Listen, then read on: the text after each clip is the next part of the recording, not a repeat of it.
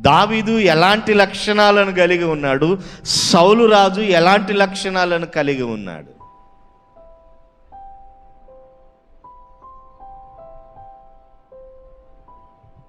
ఒక పక్కన సౌలు రాజుని గురించి రాసుకోండి, కొంచెం దూరం రాసి దావీదు రాజుని గురించి రాసుకోండి. ఈ సౌలులో ఏమున్నాయో దావీదులో ఏమున్నాయో రెండు మాటలు చెప్తాను నేను. సౌలులో ఏమున్నాయి, సౌలులో ఉన్న లక్షణాలు ఏంటి, దావీదులో ఉన్నటువంటి లక్షణాలేంటి? సౌలుకున్నటువంటి మొదటి లక్షణం ఏంటంటే మనిషి కోరుకున్న రాజు, మనుషులు కోరుకున్న రాజు సౌలు రాజు. ఎవరు కోరుకున్న రాజు? మొదటిగా మనుషులు కోరుకున్న రాజు. దావీదు దేవుడు కోరుకున్న రాజు. సౌలు రాజేమో మనుషుల కోరుకున్న రాజు అయితే, దావీదు ఏ రాజు అంట? దేవుడు కోరుకున్నటువంటి రాజు. వాళ్ళిద్దరి మధ్యలో ఉన్న డిఫరెంట్ లక్షణాలు రెండు. దావీదు దేవుని హృదయానుసారి.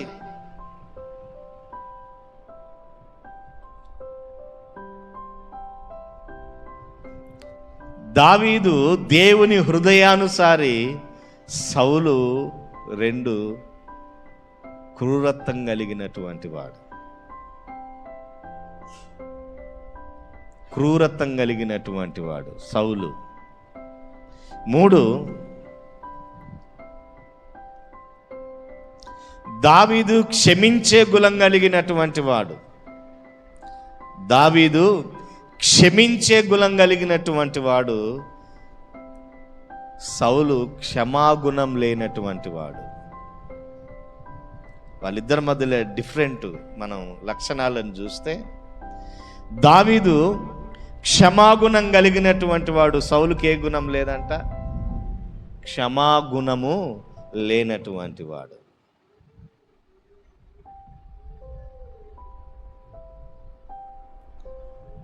దావీదు దేవుని సమాధానం కలిగినటువంటి వాడు. సౌలు దేవుని సమాధానము లేనటువంటి వాడు. తేడా దావీదుకు సౌలుకు మధ్యలో ఉన్నటువంటి తేడా.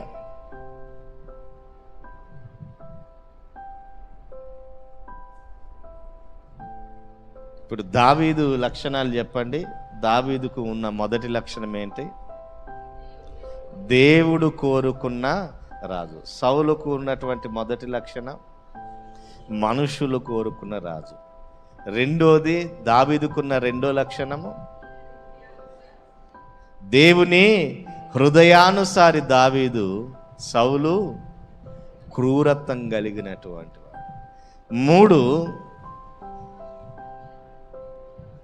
దావీదు క్షమాగుణం దయాగుణం కలిగినటువంటి వాడు.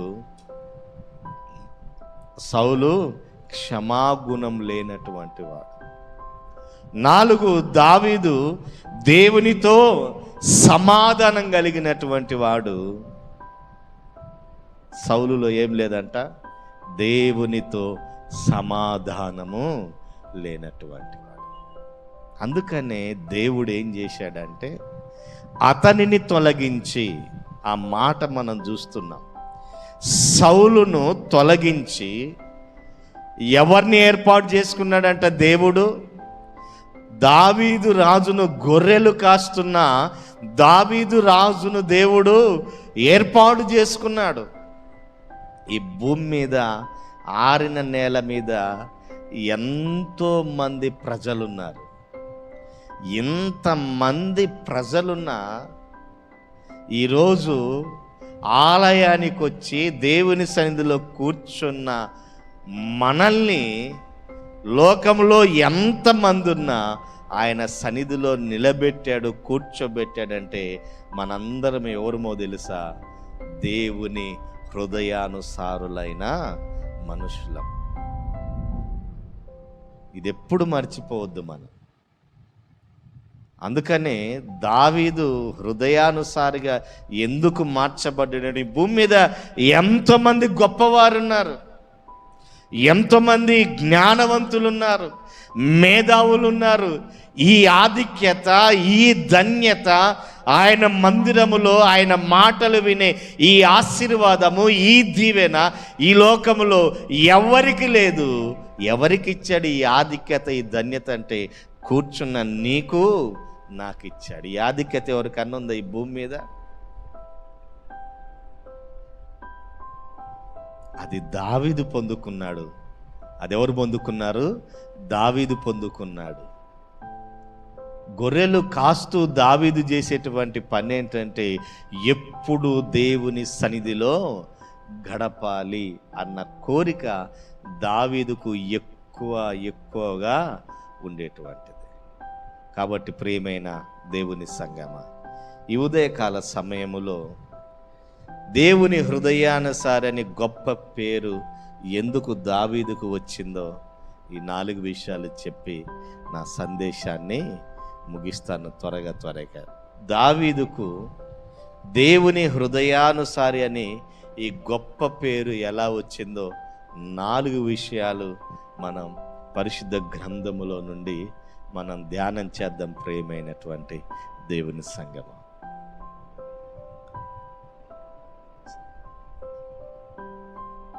ఇశ్రాయేలీయులకు సౌలు రాజుగా దేవుడు సౌలును రాజుగా ఏర్పాటు చేసినటువంటి తర్వాత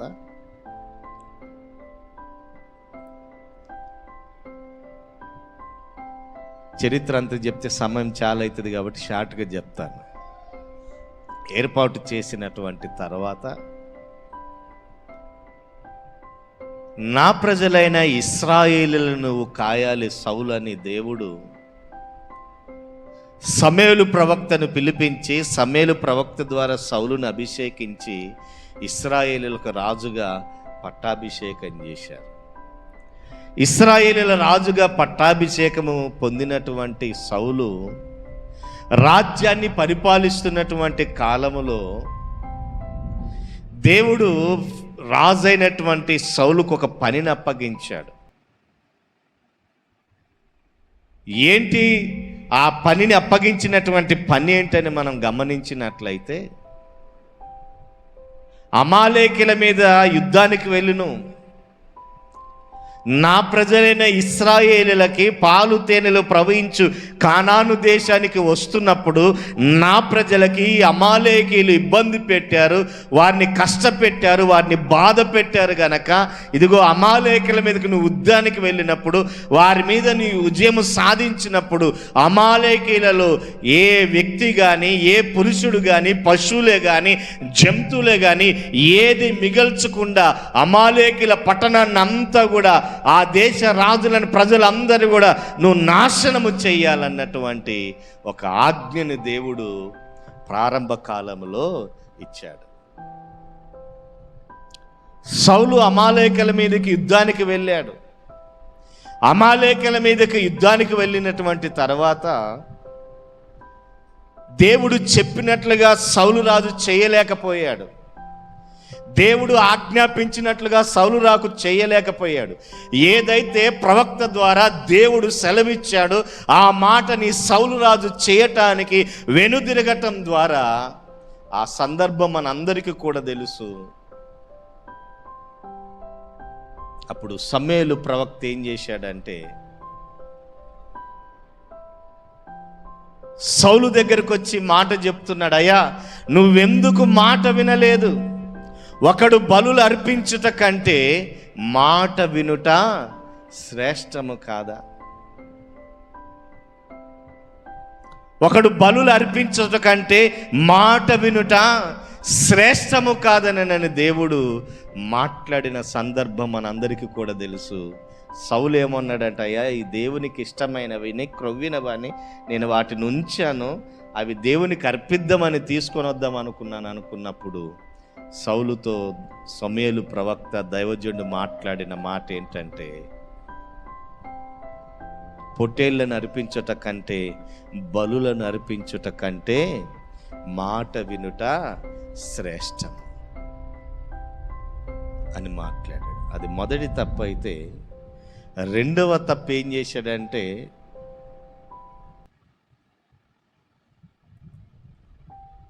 ఇంకొక సమయంలో యాజకుడు అర్పించవలసినటువంటి అర్పణ, సమూయేలు అర్పించవలసినటువంటి అర్పణ, ఇది మొదటి తప్పు దేవుడు క్షమించేశాడు. ఇది మొదటి తప్పు దేవుడు క్షమించేశాడు. క్షమించిన తర్వాత కూడా మళ్ళా ఏం చేశాడు? మళ్ళా కూడా తప్పు చేయటం ప్రారంభించాడు. ఒక అభిషేకించబడినటువంటి వ్యక్తి తప్పు చేస్తే దేవుని హృదయము ఎలా ఉంటుందో జ్ఞాపకం చేస్తున్నాడు ఇక్కడ. మళ్ళా తప్పు చేస్తున్నాడు. రెండవ తప్పు ఏం చేస్తున్నాడంటే, గిల్గాదులో బలి అర్పించబడాలంటే సమూయేలు ప్రవక్త రావాలి.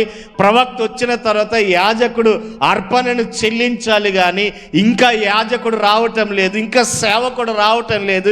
ఈ అర్పణ నేనే చెల్లిస్తానని తొందరపడి ఏం చేశాడంటే, సమూయేలు రాకముందే ఏం చేసేస్తాడు? అర్పణను అర్పించేస్తాడు. ఆ కాలంలో ఇశ్రాయేలీయులకు ఏం లేదని వాక్యంలో రాయబడిందంటే, ఇశ్రాయేలీయులకు ఆ కాలంలో ఏం లేదంటే సమాధానం అనేది లేదు అన్నటువంటి మాటని మనం చూస్తూ ఉన్నాం. చూడండి, ఆ మాటను నేను చూపించి ముందుకు వెళ్తాను. సమూయేలు మొదటి గ్రంథము 15వ అధ్యాయము. సమూయేలు మొదటి గ్రంథము 15వ అధ్యాయము 1వ వచనాన్ని చదువుదాం. ఒకానొక దినమున సమూయేలు సౌలును పిలిచి, యెహోవా ఇశ్రాయేలీయులకు తన జనుల మీద నిన్ను రాజుగా అభిషేకించుటకై నన్ను పంపెను. యెహోవా మాట వినుము. ఏమంటున్నాడు ఇక్కడ సమూయేలు ప్రవక్త? నా మాట వినుము, యెహోవా మాట వినుము అంటే సౌలు రాజు ఎవరి మాట వినటం లేదు. ఇప్పుడు దేవుని మాట వినటం లేదు సౌలు ఇక్కడ. అందుకనే సమూయేలు వచ్చి సౌలుతో మాట్లాడుతున్నాడు. ఇశ్రాయేలు జనుల మీద నిన్ను రాజుగా అభిషేకించుటకు నన్ను పంపెను. సౌలు, యెహోవా మాట వినయ్యా, నువ్వు యెహోవా మాట వినుము అంటున్నాడంటే, యెహోవా మాట వినుము అంటున్నాడంటే సౌలు దేవుని మాట వినటం లేదు. మొదటి ఛాన్స్ ఇచ్చాడు. అమాలేకీలలో ఉన్నటువంటి క్రొవ్విన వాటన్నిటిని దాచిపెట్టాడు. దేవునికి ఇవ్వాలనుకున్నాడు. దేవుడు ఏమంటున్నాడంటే, మాట వినుట కంటే, బలి అర్పించుట కంటే మాట వినుట శ్రేష్టము కదా. అదే ఇక్కడ మాట్లాడుతున్నాడు సౌలు. నువ్వు యెహోవా మాట వినయ్యా, నువ్వు విను. ఎందుకు వినట్లేదు నువ్వు?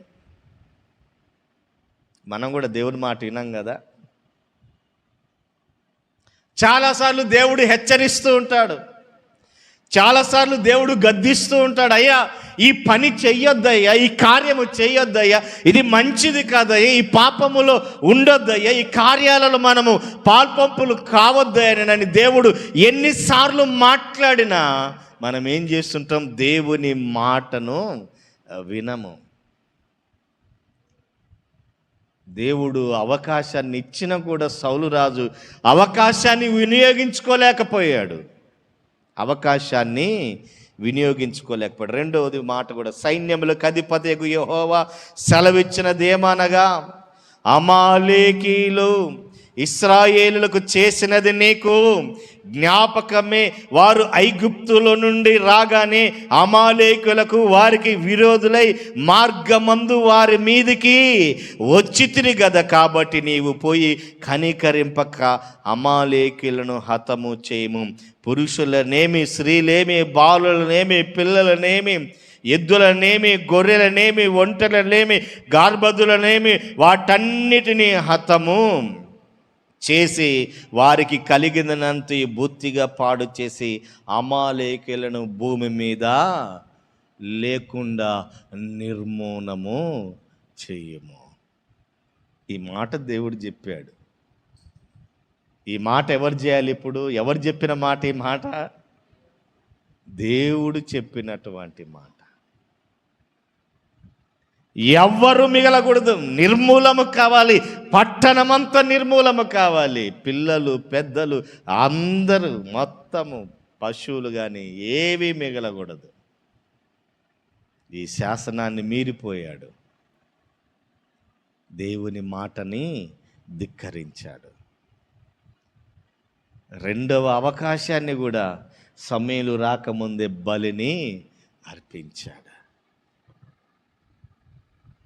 ఈ రెండు విషయాలను బట్టి దేవుడు ఏం చేశాడంటే సౌలును ఇశ్రాయేలీయులకు రాజు నుండి తొలగించేశాడు. తొలగించినటువంటి తర్వాత ఇప్పుడు దేవుడు ఎవరిని చూచాడంట? నా హృదయానుసారుడైన మనుష్యుడు దావీదును చూచాడు. దావీదులో దేవునికి నచ్చిన మొదటి విషయాన్ని చెప్తున్నాను. ఎందుకు దావీదు దేవుడు హృదయానుసారి అని గొప్ప మాటను చెప్పాడంటే, మొదటి మాట దావీదులో దేవుడు చూసింది ఏంటంటే విధేయతను చూచాడు. దావీదులో ఏం చూశాడు? దేవుడు విధేయతను చూచాడు. సౌలులో అవిధేయతను చూస్తున్నాం, దావీదులో విధేయతను చూస్తున్నాం. అందుకనే దావీదులో ఉన్న ఆ విధేయతను బట్టి దేవుడు ఇప్పుడు ఏమంటున్నాడంటే, దావీదు నా హృదయానుసారి. మొదటి మాట ఏంటంటే దేవుని హృదయానుసారి అని దేవుడు పిలవటానికి మొదటి కారణం, దావీదులో దేవునికి నచ్చిన మొదటి గుణం ఏంటంటే విధేయుడు. ఏంటి? విధేయుడు. ఇది ఎప్పుడు వింటున్నాం కదా పాస్టర్ గారు, విధేయుడు అన్న మాట. ఎన్నో సందర్భాలలో ఈ మాట వింటున్నాం కదా అని మనం అనుకుంటాం. కానీ దావీదు మనసు ఎలాంటి మనసు తెలుసా? దేవుడు ఒక్క మాట చెబితే ఒక్క మాట కూడా, ఒక్క కాలు కూడా వెనకడుగు వేయడు. గతంలో నేను సిగ్లర్లో జరిగిన ఒక సంఘటన నేను మీకు చెప్పాను. భార్యలు పోయారు, పిల్లలు పోయారు, ఆస్తి పోయింది, డబ్బు పోయింది. తనతో పాటు వచ్చిన వారందరినీ అమోరీల రాజు తీసుకొని వెళ్ళిపోయాడు. తీసుకొని వెళ్ళిపోయినటువంటి తర్వాత అలాంటి సందర్భంలో దావీదు రాజు ఏం చేస్తున్నాడంట? దేవుని సన్నిధిలో విచారణ చేస్తున్నాడు.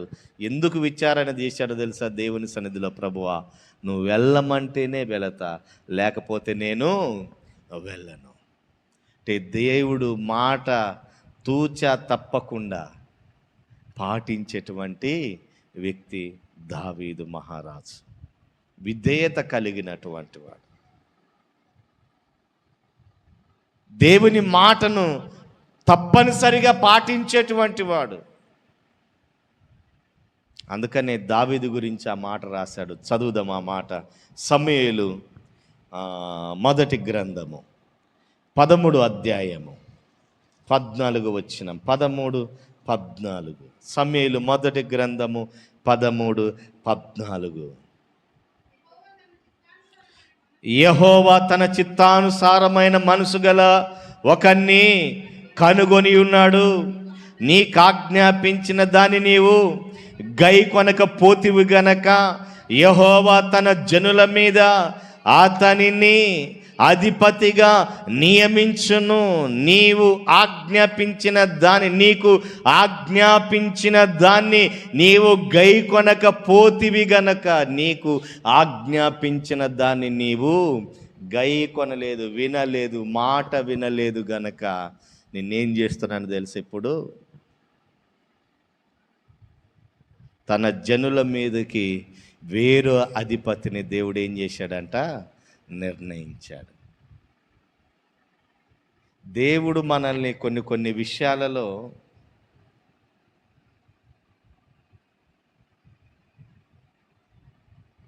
ఆయన మాట వినకపోతే కొన్ని విషయాల్లో మనకేం జరుగుతుంది?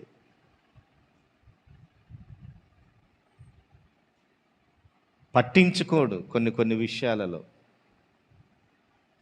ఎవరి మాట వినాలి? మనం దేవుని మాట వినాలి, విధేయత చూపాలి. ఆనాడు భక్తుల జీవితాల్లో దేవుని ఘనమైన కార్యాలను చూడగలిగారంటే వారిలో విధేయత కనపడుతుంది, దేవుని మాట వినే లక్షణం వారిలో కనపడుతుంది. నోవాకును, హానోకును మొదలుకొని ప్రకటన గ్రంథం వరకున్న భక్తుల జీవిత చరిత్రలో మనం చూస్తే దేవుడు ఏదైతే సెలవిచ్చాడో, దేవుడు ఏదైతే మాట్లాడాడో, ఏదైతే వారికి ఆజ్ఞాపించాడో, ఏ పనైతే దేవుడు వారిని చేయమన్నాడో ఆ పనులు చేసిన వారందరి జీవితంలో దేవుడు ఘనమైనటువంటి కార్యాలను జరిగించాడు. కారణం ఏంటంటే వారు దేవుని మాటను తప్పనిసరిగా పాటించారు. నోవాహు కుటుంబము రక్షించబడింది. కారణం ఏంటి? అతడు దేవునికి విధేయుడయ్యాడు. యోబు రెండంతల ఆశీర్వాదాన్ని చూడగలిగాడు. కారణం ఏంటంటే అతడు దేవునికి విధేయుడయ్యాడు. దావీదు కుటుంబము నిత్యము సింహాసనం మీద కూర్చున్నది కారణం ఏంటంటే దావీదు విధేయుడయ్యాడు. యేసుక్రీస్తు అంతటా ఆయన ఈ భూమి మీదకి వచ్చి ఏమని సాక్ష్యం పొందాడు తెలుసా? చూద్దాం ఒకసారి.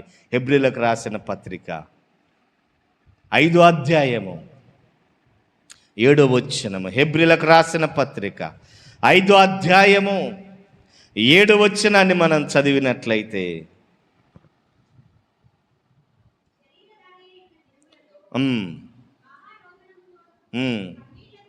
కన్నీళ్లతోనూ 8వ వచనం చదువు. ఆయన కుమారుడై ఉండి తాను పొందిన శ్రమల వలన విధేయతను నేర్చుకున్నాడు. విధేయత ఏం నేర్చుకున్నాడంటే యేసుక్రీస్తు ప్రభుల వారు విధేయత. ఇప్పుడు దావీదులో దేవునికి నచ్చిన మొదటి గుణం ఏంటి? ఏం నచ్చింది దావీదులో దేవునికి? విధేయత. శ్రమలలో విధేయత చూపించారు వాళ్ళు. శ్రమలలో దేవుని వైపు చూచారు వాళ్ళు. శ్రమలలో దేవుని మీద ఆధారపడ్డారు వాళ్ళు. శ్రమలలో దేవుని మాట విన్నారు.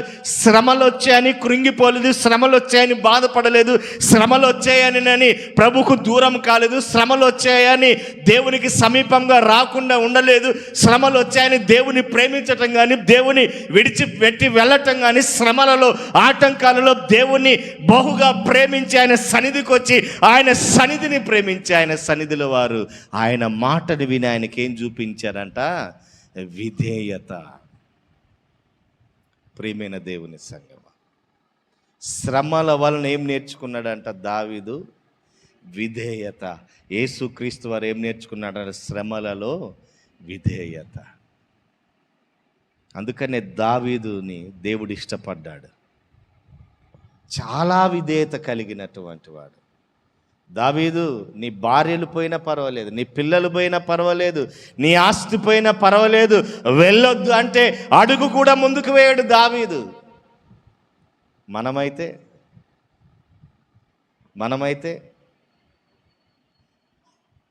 అసలు ప్రార్థన చెయ్యం.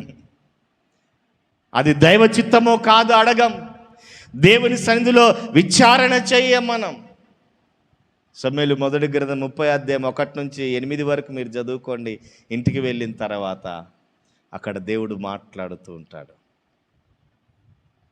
సమూయేలు మొదటి గ్రంథము 30వ అధ్యాయము 1 నుంచి 8 వచనాలు రాసి ఇంటికి వెళ్ళి చదువుకోండి.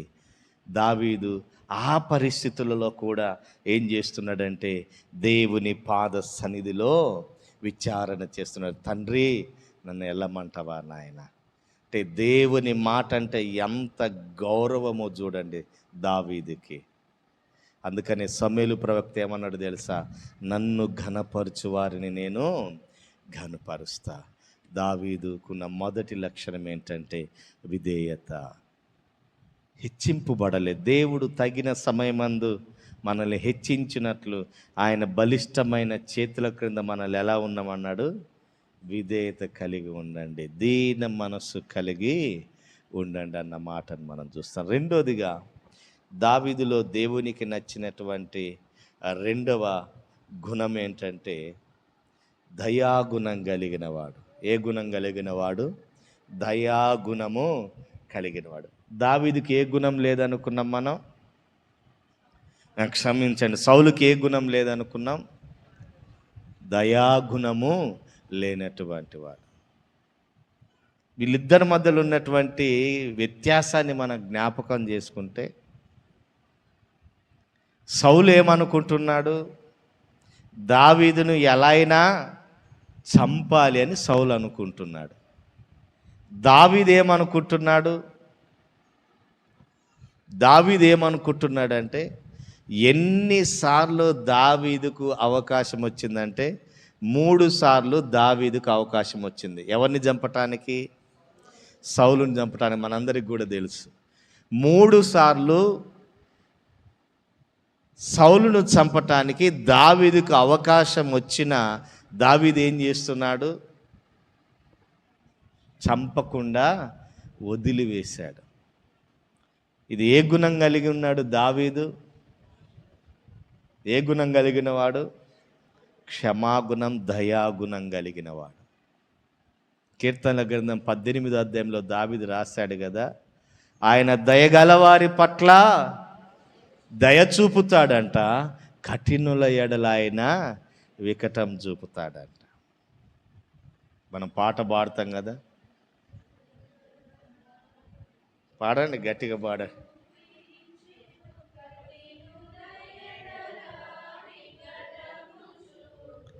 దయగలవారిపై దయ చూపించును, కఠినుల ఎడల వికటము చూపును.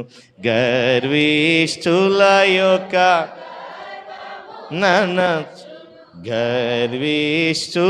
యొక్క గర్వము ననచును, సర్వము నెరిగిన సర్వాది. ఎలా ఉంటాడంట ఆయన? నువ్వు కఠినంగా ఉన్నావు అనుకో, నేను కఠినంగా ఉన్నాం అనుకో, అంటుంటాం కదా, ఇంత కఠినమైన హృదయం ఎట్లొచ్చిందండి నా భర్తకి అంటుంటాం కదా కుటుంబంలో. ఏందండి నువ్వు ఏం జీవన్ ఇంత కఠినంగా మాట్లాడుతావు అన్నది అనుకో, పిసికిల్లా అంటుంటాం జనరల్గా. ఇంత బండలాంటి హృదయం అయిపోయింది ఏంటి? ఇంత కఠినంగా మాట్లాడుతున్నావేంటి? ఇంత కఠినంగా ప్రవర్తిస్తున్నావేంటి? కొంచెం కూడా జాలి లేదా నీకు అంటుంటాం కదా మనం. కొంచెం కూడా నీకు దయ లేదా? కొంచెం కూడా నన్ను అర్థం చేసుకోవా? ఎందుకు ఇంత కఠినాత్ముడిగా మారిపోతున్నావు? దేవుడు అంటున్నాడు, అలాంటి వారితో నువ్వు దయ చూపిస్తే నీకేం కలుగుతుంది? దయ కలుగుతుంది. నువ్వు కఠినం చూపించావనుకోండి, కఠినమే నువ్వు చూపడుతుంది.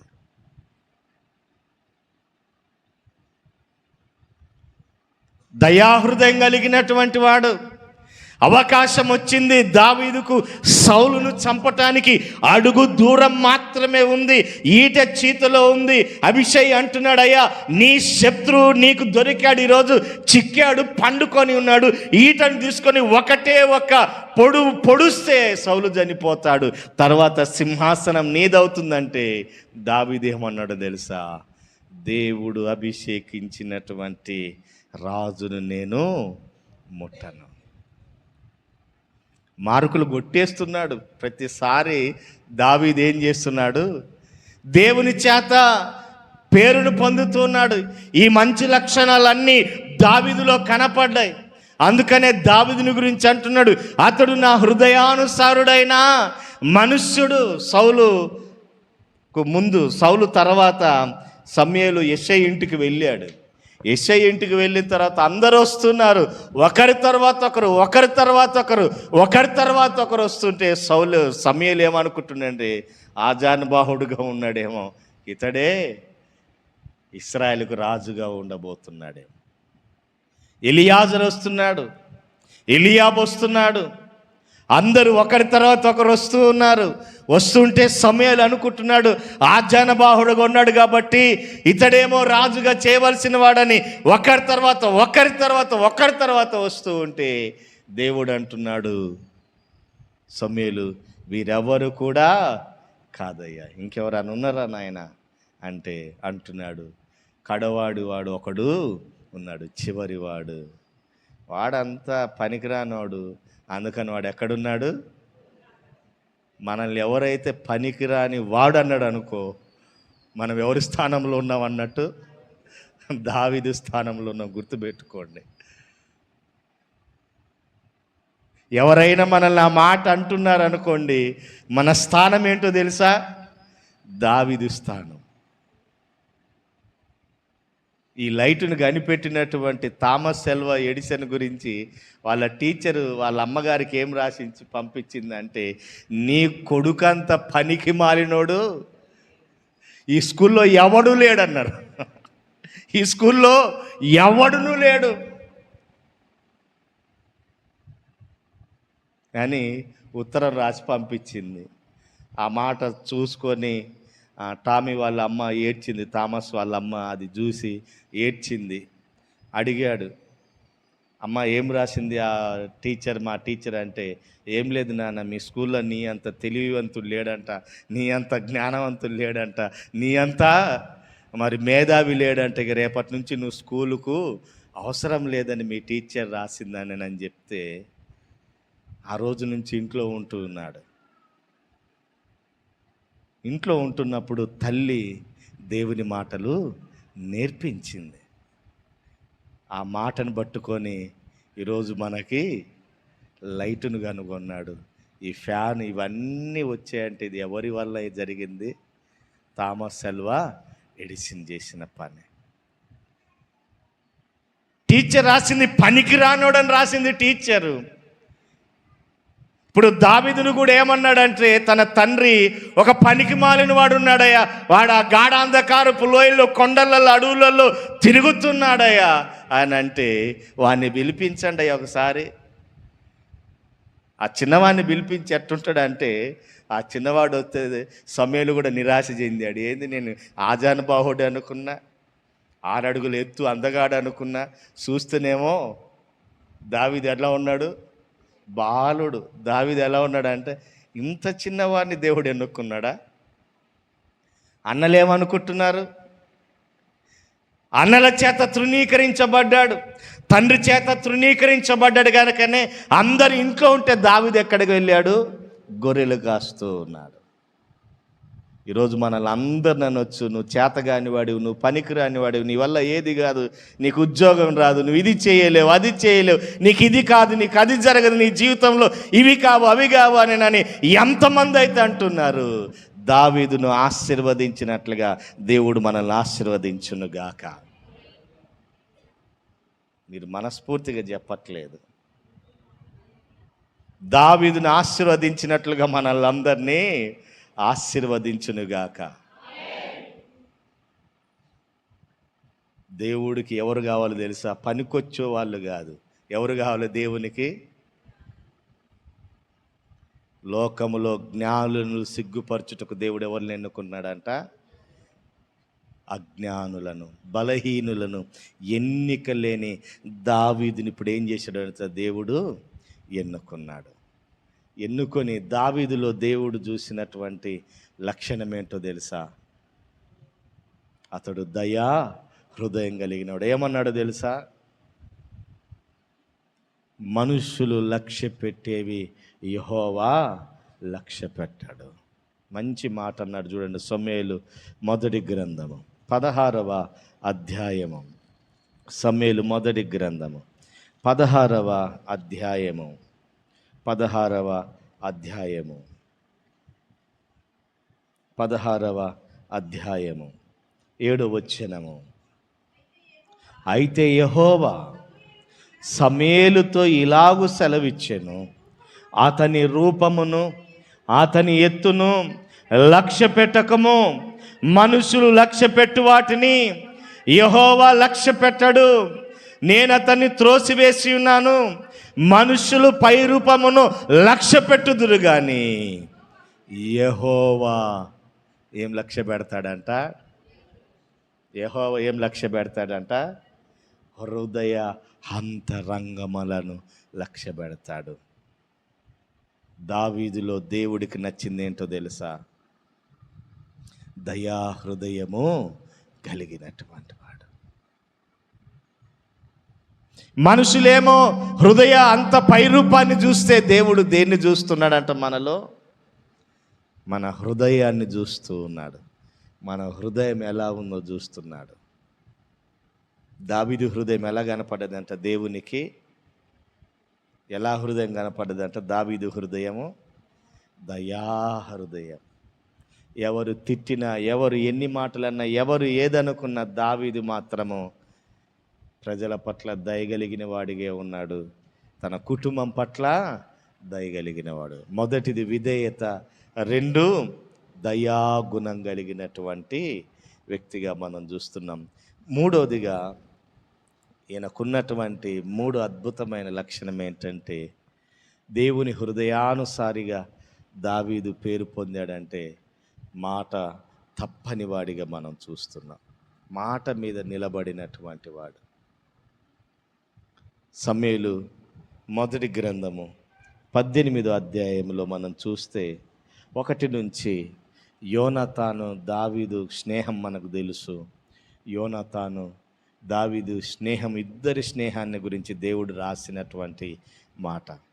తన స్నేహితుడికి మాట ఇచ్చాడు. ఆ రోజు తన స్నేహితుడికి యోనాతానుకి మాట ఇచ్చాడు. సౌలు చనిపోయాడు, యోనాతాను చనిపోయాడు, స్నేహితుడు ఒక్కడు మిగిలిపోయాడు. స్నేహితుడు కుమారుడు ఒక్కడు కుంటివాడు మెస్టోబోతు మిగిలిపోయాడు. ఇప్పుడు ఆ కుంటివాడైన తన స్నేహితుడు కుమారుడికి ఏం చేస్తున్నాడు? తన భోజనపు బల్ల యొద్దనే భోజనాన్ని ఏర్పాటు చేశాడు.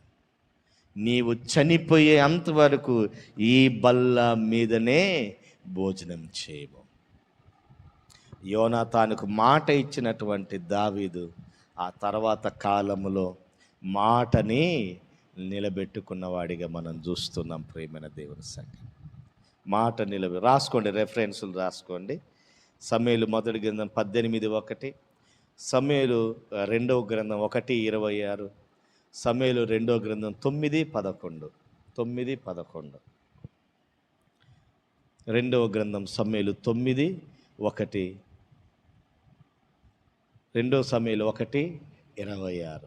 మాట మీద కట్టుబడి ఉన్నటువంటి వాడిగా దావీదు దేవుని హృదయానుసారిగా మార్చబడ్డట్టుగా మనం చూస్తున్నాం.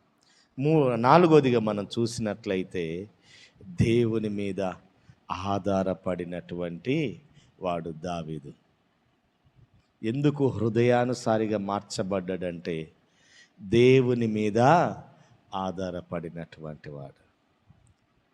తన జీవితంలో ప్రతి విషయములో దేవుని మీద దావీదు ఆధారపడ్డాడు. 73వ కీర్తన మీరు ఇంటికి వెళ్ళిన తర్వాత చదవండి. దావీదు దేవుని మీద ఎంతగా ఆధారపడ్డాడో 73వ కీర్తన 1 నుండి ఆఖరి వరకు మీరు చదవండి. ఎంతగా దావీదు దేవుని మీద ఆధారపడ్డాడు. 3వ కీర్తనలో కూడా ఆ మాటలు నేను ఈ సమయంలో మీకు జ్ఞాపకం చేస్తాను. ఈ సమయంలో కీర్తనల గ్రంథము 3వ అధ్యాయంలో మనం చూసినట్లయితే దావీదు దేవుని మీద ఎంతగా ఆధారపడుతున్నాడో ఆ 3వ అధ్యాయంలో తన యొక్క అతిశయస్పదముగా నన్ను తల పైకెత్తేవాడిగా, తన పరిశుద్ధ స్థలము నుండి దావీదుకు ఉత్తరమిచ్చేవాడిగా, యెహోవా నాకు ఆధారము అన్న మాట మాట్లాడుతున్నాడు. చూద్దాం ఆ మాట. 3వ అధ్యాయం 4వ వచనము. ఆయన తన పరిశుద్ధ పర్వతం నుండి నాకు ఉత్తరమిచ్చును. యెహోవా నాకు ఆధారము, కావున నేను పండుకొని నిద్రపోయి మేల్కొందును. 10,000 మంది దండెత్తి నా మీదికి వచ్చి మోహరించినను నేను భయపడను. యెహోవా లెమ్ము, నా దేవా నన్ను రక్షింపుము. నా శత్రువులందరినీ దవడ ఎముక మీద కొట్టువాడవు నీవే, దుష్టుల పళ్ళు విరగొట్టువాడవు నీవే. రక్షణ యెహోవాది, నీ ప్రజల మీదికి ఆశీర్వాదము వచ్చును. ఎవరి మీద ఆధారపడుతున్నాడు? ప్రతి పరిస్థితుల్లో ఎవరి మీద ఆధారపడుతున్నాడు? నా ఎదుట 10,000 మంది ఉన్నను, ఏం చేస్తావో తెలుసా నాయన, నువ్వు శత్రువుల మీద నాకేమిస్తావు? విజయాన్ని ఇస్తావు. మనం ఏ పని చేసినప్పుడు ఎవరి మీద ఆధారపడాలి? ఎవరి మీద ఆధారపడాలి? దేవుని మీద. నీ పరిస్థితి ఏదైనా, నా పరిస్థితి ఏదైనా, మన పరిస్థితులు ఏవైనా మనం ఎవరి మీద ఆధారపడాలంటే దావీదు వలె దేవుని మీద ఆధారపడాలి, దేవుని మీద విశ్వాసం ఉంచాలి. దావీదు చూపింది ఏంటంటే విశ్వాసము, విశ్వాసము, విశ్వాసము. దావీదు చూపింది విశ్వాసం చూపించాడు. దేవుని మీద ఆధారపడుతున్నాడు. సైన్యం ఉంది, అధికారం ఉంది, ఆ పనివారు ఉన్నారు, పరాక్రమశాలులు ఉన్నారు, యుద్ధానికి చేయవలసిన రథములు ఉన్నాయి, అశ్వములు ఉన్నాయి. ఇవన్నీ కలిగి ఉన్నాను. దావీదు ఏమంటున్నాడట, నాయన నాకు ఆధారము నీవే. మనందరికీ ఆధారం ఎవరు? దేవుడే. మనుషులను నమ్ముట కంటే, రాజులను నమ్ముట కంటే ఎవరిని ఆశ్రయించటం మంచిదన్నాడు దేవుడు. దావీదు యెహోవాను ఆశ్రయించుట. అతిశయించువాడు ఎవరిని బట్టి అతిశయించమన్నాడంటే ప్రభువును బట్టే అతిశయించాలి. మొట్టమొదటిగా విధేయత చూస్తున్నాం, దయాగుణం జీవితాన్ని మనం చూస్తున్నాం, మాట తప్పని జీవితం చూస్తున్నాం. దావీదులో 4వదిగా దేవుని మీద ఆధారపడి, లేకపోతే దేవుని మీద విశ్వాసం ఉంచినట్లుగా మనము చూస్తున్నాం. మన జీవితాల్లో దేవుని హృదయానుసారిగా మనము కూడా ప్రభు కొరకు, ఇతడు నా హృదయానుసారుడైన మనుష్యుడు అని నీవు నేను అనిపించుకోవాలంటే మొట్టమొదటికి ఏముండాలి? మనకి మాట వినాలి. ఏం వినాలి? మాట. విధేయత. 2 దయాగుణం. 3 మాట తప్పని జీవితం. 4 దేవుని మీద ఆధారపడటం. ఈ దయాగుణం కలిగినటువంటి ఒక స్త్రీ, ఆమె గురించి చెప్పి నా మాటలను ముగిస్తాను. మనందరికీ తెలుసు, 1984 సంవత్సరంలో యుగస్లేవియా దేశములో ఆగస్టు 26వ తారీఖున, నేను చిన్నప్పుడు చదువుకున్నా కాబట్టి 5వ తరగతి పుస్తకంలో మదర్ తెరీసా బర్త్డేతో సహా చెప్తున్నా, సంవత్సరంతో సహా చెప్తున్నా. ఒక చిన్న దేశములో పుట్టినటువంటి స్త్రీ భారతదేశం మీద భారముతో తన దేశాన్ని విడిచిపెట్టి చాలా చిన్న వయసు, ఇంచుమించు 16-17 సంవత్సరాల వయసులో యేసుక్రీస్తును రక్షకుడిగా స్వీకరించి మఠములో చేరి భారతదేశానికి సేవ చేయటానికి వచ్చినటువంటి స్త్రీ. ఎంత సేవ చేసింది! ఆ దినాల్లో భారతదేశంలో కుష్టి వ్యాధి అనేది బహుగా వ్యాపించినటువంటి సమయం. ఆ సమయంలో ఎవ్వరు కూడా కుష్టి వ్యాధులకు సేవ చెయ్యాలి, వారికి మేలు చేయాలన్నటువంటి విధానం లేనటువంటి పరిస్థితులు ఆ దినాల్లో. అలాంటి వారిని ఊరుకు దూరముగా ఉండేటువంటి వారు. మనం కొంచెం ముందుకు పోగానే మనకు కూడా కనపడుతుంది. ఏంటి? Leprosy colony. అది కట్టి ఎన్నో సంవత్సరాలు అయింది. ఇప్పుడు ఈడి వరకు వచ్చినాయి. కానీ ఒకప్పుడు అది ఎంత దూరం ఉండేది? నల్గొండకి చాలా దూరముగా ఉండేది. అలాంటి ప్రజల మధ్య దేవుని సేవ చేయటానికి, వారికి మంచి చేయటానికి, వారి కుష్టి వ్యాధి నుండి వారికి స్వస్థతనివ్వటానికి భారతదేశంలో అందరూ అసహించుకుంటూ ఉన్నారు. వారితో కలిస్తే కుష్టి వ్యాధి వ్యాప్తి చెందుతుందని చెప్పేసి ఊరికి చివర వారిని పడేస్తే, అలాంటి వారి మధ్య వచ్చి ఆమె ఏం చేసింది? కుష్టి రోగుల మధ్య సేవ చేస్తుంది. ఒకరోజు ఒక జర్నలిస్ట్ గుజరాత్ నుండి వెళ్ళాడు ఆమెను చూడటానికి. వెళ్ళినప్పుడు ఈ సంఘటన 2-3 సార్లు కూడా మీతో పంచుకున్నాను. 2 గంటలైంది, 3 గంటలైంది, 4 గంటలైంది, కానీ ఆమె రావట్లేదు, సేవ చేస్తున్నది. వచ్చిన ఈ జర్నలిస్ట్కి కోపం వస్తుంది, ఏంటి మదర్ ఇంకా రావటం లేదని. ఆమె చేస్తున్న సేవను చూసి వారు కోపం వచ్చి ఆవేశంతో లోపలికి వెళ్ళి ఆమె సేవ చేస్తున్న ఆ సేవను చూసి కన్నీళ్లు తెచ్చుకొని ఆమెకు వెంటనే మోకరించి 2 చేతులెత్తి దండం పెట్టి, అమ్మా నువ్వు మా దేశానికి వచ్చినటువంటి దేవతవు అన్నాడు. కారణం ఏంటంటే ఆమె కుష్టి రోగులకు వస్తున్నటువంటి పురుగులను తీస్తుంటే మళ్ళీ లోపలికి వెళ్తుంటాయి, తీస్తుంటే కళ్ళ లోపలికి మళ్ళా వెళుతున్నాయి. ఆమె నోరుతో ఆ పురుగులను తీసి బయటికి వేస్తుంది. చెల్లించిపోయాడు. అది చూసి అడిగాడు, మదర్ నువ్వు ఇది ఎలా చేయగలుగుతున్నావు అంటే ఆమె అంటున్నది, నా యేసుక్రీస్తు ప్రభు చూపిన దయా గుణాన్ని బట్టే నేను ఈ పనిని చేయగలుగుతున్నాను. కుష్ఠరోగులకు ఇలాంటి పని ఎవరైనా చేయగలరు? మూతి పెట్టి ఆ కుష్టి రోగుల కాళ్ళకున్నట్టు ఆ పురుగులు తీసి పక్కకేయటం అంటే ఎంత కష్టంగా ఉంటుందండి. మనకి చేతికో కాలుకో గాయమైతేనే చీమొస్తేనే అబ్బాబ్బా మేము పట్టుకోము, అస్సలకి నువ్వే దుడుచుకో అంటుంటాం మనం, అవునా కాదు? జనరల్గా అమ్మ నా వల్ల కాదు అంటుంటాం. అలాంటిది ఆమె ఎంత అద్భుతమైనటువంటి సేవను చేసింది. ఆ పురుగులను నోటితో తీసి పడేయటం అంటే అది దైవ స్వరూపంగా మారితేనే ఆ పనులు చేయగలం, లేకపోతే సామాన్యులుగా మనము ఆ పనులు చేయలేము. అందుకని ఆమెకు నోబెల్ ప్రైజ్ వచ్చింది భారతదేశంలో, ప్రపంచంలో. ఈ గుణం ఎవరు కలిగి ఉన్నారు ప్రపంచవ్యాప్తంగా అంటే ఇక్కడ కూర్చున్న నీవు నేను మనందరము కూడా ఆ దయగలిగిన దేవుని గుణాన్ని కలిగి ఉండాలి.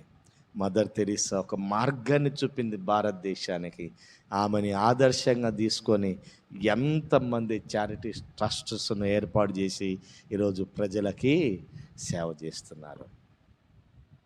ఆమె చూపిన గుణము పెద్ద పెద్ద స్టార్స్ను కూడా హృదయాన్ని కలిచివేసింది. ఈరోజు చిరంజీవి మనందరికీ కూడా తెలుసు. నేను రక్షణలోనికి రాకముందు చిరంజీవి బ్లడ్ బ్యాంకుకు నా బ్లడ్ను కూడా ఇచ్చాను. మనందరం కూడా మామూలు ఫ్యాన్స్ కాదుగా.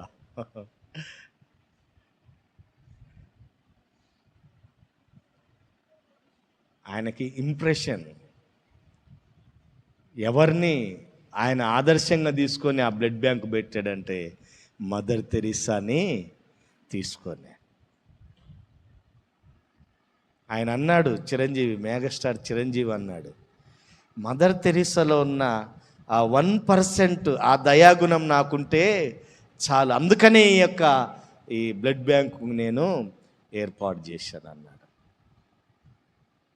ఇలాంటి దయగుణం కలిగిన క్రైస్తవులు, మిషనరీస్ భారతదేశానికి రావటం వల్లనే ఈరోజు మన దేశానికి ఏమొచ్చింది?